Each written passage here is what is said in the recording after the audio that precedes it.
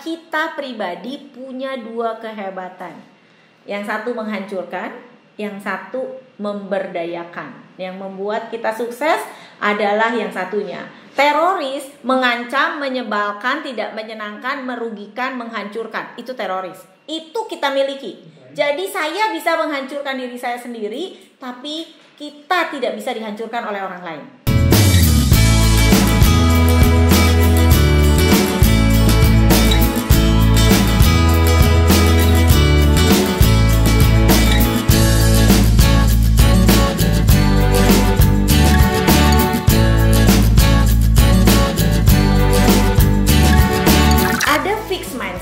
Ada grow mindset. Ketika kita melihat bahwa fixed mindset adalah kualitas, kemampuan, dan talenta kita tuh bersifat pasti. Itu menurut mereka yang mempunyai fixed mindset. Mereka bilang bahwa sukses diraih karena aku pintar. Sehingga mereka lupa bahwa tetap harus ada upaya untuk mencapai sukses tersebut. Atau kalau kita bekerja adalah karir. Karir yang harus kita dapat itu adalah perlu diupayakan. Bukan hanya karena kita pintar, otomatis karir kita dapat. Tidak. Sehingga itulah maka kenapa kita harus grow mindset. Satu. Yang kedua, dunia berubah. Sejak dari revolusi industri 1, di mana orang mencari makan dengan berburu, dan sekarang kita era knowledge di mana hanya orang-orang yang berpengetahuan lah yang akan jadi pemenang. Jadi bagaimana itu membuat perilaku kita berubah secara perlahan, bahkan sekarang dengan adanya digitalisasi berubahnya drastis, termasuk cara kita berkomunikasi. Kemampuan kecerdasan dikembangkan dengan upaya pembelajaran dan ketekunan. Artinya perlu perjuangan karena berubah, perlu melakukan inovasi, perlu melakukan creativity, dan perlu latihan untuk kita mempunyai growth mindset. Fix itu menganggap segala sesuatu adalah fix, dan kesuksesan bukan karena upaya, tapi ya saya IQ-nya tinggi, saya pintar, jadi saya sukses. Jadi nggak ada upaya untuk saya. Sementara yang growth adalah bahwa saya mampu ketika saya mau berusaha. Jadi IPK bukan lagi sesuatu yang penting di era sekarang, tetapi bagaimana mereka tidak mudah patah semangat, dan mereka mampu berusaha, dan mereka tidak mudah patah arang. Itu yang membuat mereka grow mindset dan bertumbuh. Bukan hanya IPK sekarang yang menentukan orang pintar, tetapi usaha, upaya, mau berubah, perilaku baru, itu yang membuat kita bertumbuh. Yang membedakan fixed mindset sama grow mindset itu ada 5. Yang pertama adalah challenge, tantangannya. Saya nanti kasih satu contoh. Kemudian obstacle. Jadi apa sih rintangan-rintangannya? Kalau ini tantangan, ini rintangan, terus kemudian effort ya. Jadi kalau fixed mindset tuh gimana sih effortnya? Terus terhadap kritik gimana dia? Terus bagaimana dia melihat sukses orang lain? Jadi kalau aku sebagai orang yang fixed mindset melihat sukses orang lain, saya nggak terima. Kenapa sih dia sukses? Saya yang lebih pintar nggak sukses. Nah itu contohnya. Itu contohnya adalah fixed mindset. Kalau yang grow mindset, saya lihat, wah kok dia bisa sukses lebih cepat dari saya ya? Saya mau belajar deh sama dia. Nah itu adalah poin yang terakhir, yaitu success of others, yaitu bagaimana saya melihat orang lain sukses. Itu adalah fixed mindset dan grow mindset. Jadi ada yang kalau saya fixed mindset, saya nggak terima dikritik, baik itu salah ataupun benar. Apalagi saya harus dibentak di depan orang, ya kan? Tetapi ada lagi yang mengatakan bahwa dikritik saya memang sakit hati sih, gitu. Saya nggak terima, tapi saya coba mau melihat dan mengkoreksi diri. Nah teman-teman, memang nggak mudah ketika kita dikritik, apalagi kita dikritik ya di depan umum atau kita dikritik dengan keras. Itu adalah sesuatu yang tidak menyenangkan. Tetapi itu adalah behavior baru. Artinya bahwa kita tidak bisa pilih orang lain berkata apa-apa terhadap kita. Yang bisa kita pilih adalah apa yang kita bisa atur. Kalau kita menerima dan kita perbaiki, why not? Dan orang lain akan bilang, saya akan buktikan bahwa kritikanmu di lain waktu adalah salah.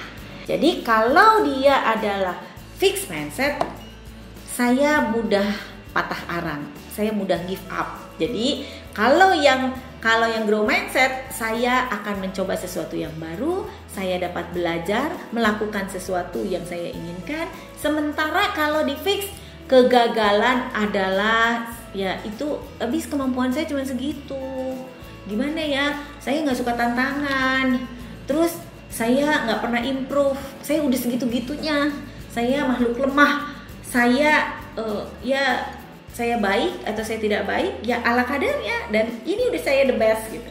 Itu adalah intelijensi saya ya udah segitu-gitunya gitu. Artinya bahwa itu yang fix. Makanya warnanya merah. Lihat ya warnanya biru. Ternyata kepintaran kita bisa di-develop. Ternyata saya belajar menerima feedback. Walaupun feedbacknya itu menyakitkan. Aduh kok aku dibentak sih di depan orang. Kok aku dikritiknya tajam banget sih gitu. Kita bisa menerima itu walaupun sakit ya bukan main. Kemudian kita mencoba untuk tidak give up. Ayo kita bangkit. Perubahan terjadi begitu cepat. Maka inilah dia. Kita harus menjadi suka nggak suka. Kita menjadi pribadi yang growth mindset. Perlu perjuangan, perlu tetesan air mata, yes. Tetapi berubah ke arah yang baik membuat kita lebih tenang, membuat kita lebih sehat. Itu yang paling penting. Nah, maka teman-teman, agar kita bisa memiliki growth mindset, ada tips and trick yang saya ingin bagi. Kita pribadi punya dua kehebatan. Yang satu menghancurkan, yang satu memberdayakan. Yang membuat kita sukses adalah yang satunya. Teroris mengancam, menyebalkan, tidak menyenangkan, merugikan, menghancurkan. Itu teroris. Itu kita miliki. Jadi saya bisa menghancurkan diri saya sendiri, tapi kita tidak bisa dihancurkan oleh orang lain. Ingat, yang bisa menghancurkan kita adalah kita. Bukan kritikannya orang lain, bukan omongan tajamnya dari atasan, bukan omongan tajamnya dari direksi, bukan omongan tajamnya dari nasabah, tetapi kita, pikirannya kita yang menghancurkan kita. Nah, itulah yang luar biasa ada di dalam diri kita. Dan itu kita nggak sadar. Yang kedua, kita punya sumber daya. Jadi manusia itu punya hal dua yang bisa menghancurkan dan bisa membuat sukses. Bila kita ingin memilih salah satu, maka kita akan menuju pada tujuannya. Jadi kalau saya memilih teroris, maka tujuannya adalah menghancurkan diri kita. Kita akan sering sakit hati, kita sering akan bete, kita baperan, kita nangis, dan banyak hal. Akhirnya di usia kita banyak penyakit yang akan kita tabung kalau kita mengkoleksi teroris. Yang kedua, kalau kita mengkoleksi sumber daya. Kalau kita mengkoleksi sumber daya, kita akan terus tumbuh. Kalau dikritik kita mau belajar, terus kemudian kita menerima masukan, terus kemudian kita juga punya waktu untuk belajar terus. Karena apa? Karena dunia berkembang tidak akan pernah berhenti. Sekarang industrinya adalah revolusi industri 4.0. Digitalisasi udah menggantikan kepintarannya kita. Lihat, banyak sekali teknologi yang sudah menggunakan IQ-nya kita. Sehingga kepintarannya kita tinggal dipindahin, taruh di robot, taruh di CCTV, taruh di handphone, taruh di banyak hal. Sehingga kita bisa digantikan sama robot. Jika kita menabung dan menumbuhkan teroris. Tetapi kalau kita menumbuhkan sumber daya, banyak hal yang tidak tergantikan oleh robot, oleh artificial intelligence. Gimana tuh caranya?